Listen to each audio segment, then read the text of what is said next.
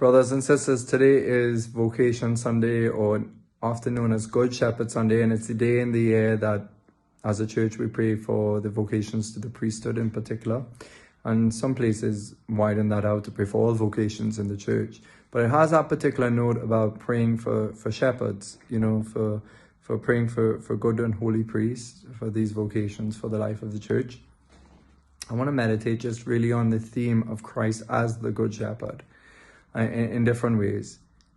Apparently, one of the earliest depictions of Christ that you could find in Rome or in the world, in the catacombs, is a picture of Christ as a good shepherd carrying the lamb. And this is a beautiful image of the tenderness and the total care of the Lord over our lives. And one brother said to me that he's an archaeologist, and he said that this image of the Good Shepherd is his version of the Sacred Heart. And that was interesting. It was a different way to think of Christ as a Good Shepherd. But ultimately, the Good Shepherd is one who seeks the lost and looks, cares, loves, provides. And so these themes is really important for us to meditate on. And I think it brings us to the theme of divine providence, which is a very mysterious truth of our faith, that it's a great mystery how God is not just looking at his creation as a watchmaker, someone who created a watch, wound it up and let it tick away. That's not the Christian God. The Christian God is a participatory God, a God that is involved in his creation, a God who is actively holding us in being right now through his goodness. Everything has its grounds in the being of God. You could say it's grounded in his reality. St. Paul would say that we move and have our being in God. And isn't that an amazing awareness? Talk about if you're bringing that to prayer. If you bring that truth to prayer and you just meditate on it, that everything has its being coming from God. Anything that is good, everything that is created is fundamentally good. These things could become corrupted, and therefore that's where evil comes about. But God doesn't create evil, he creates goodness. And so his providence is managing this whole situation, that, as I said, that God is not a watchmaker who made this clock and just let it set taken away. God's involved, and God has a plan. And this is a great mystery for us Christians, because it's an article of faith because of revelation, that part of this plan is that God has given us true freedom. We have real freedom. It's a gift from God itself. God holds it in being for us, because God holds everything in existence in being. But we can abuse a lot of the things in being, and that's what sin is. That's what we can misuse the very things that God has entrusted to us, and which is a tremendous scandal towards God, who has entrusted even our freedom to us to really make the good things that he has in existence in the right way and order them in the right way.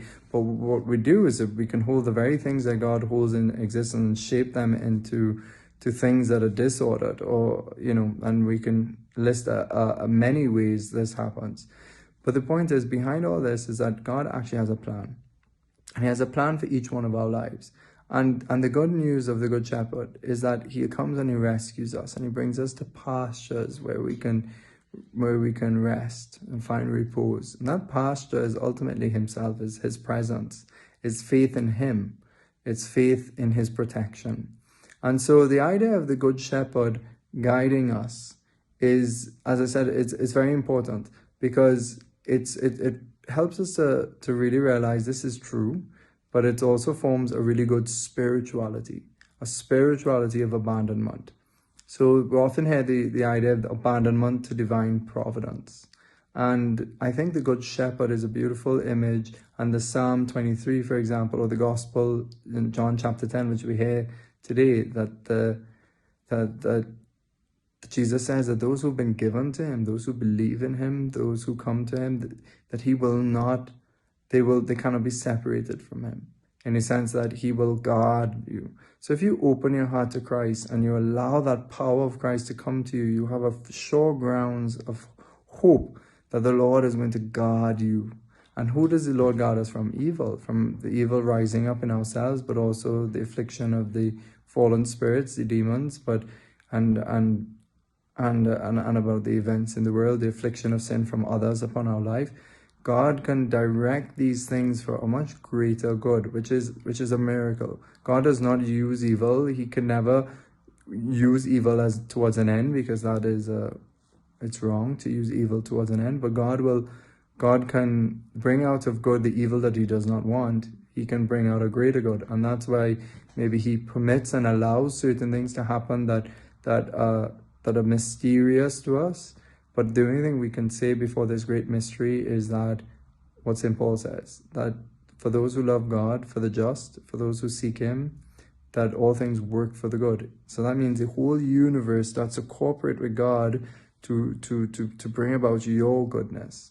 And one way to think about this incredible providence of the Good Shepherd is that the book of Job, God in the book of Job invites us to look at his creation, how he takes care of all of his creation in this order, and to think of that as a meditation on how God takes care of you and me.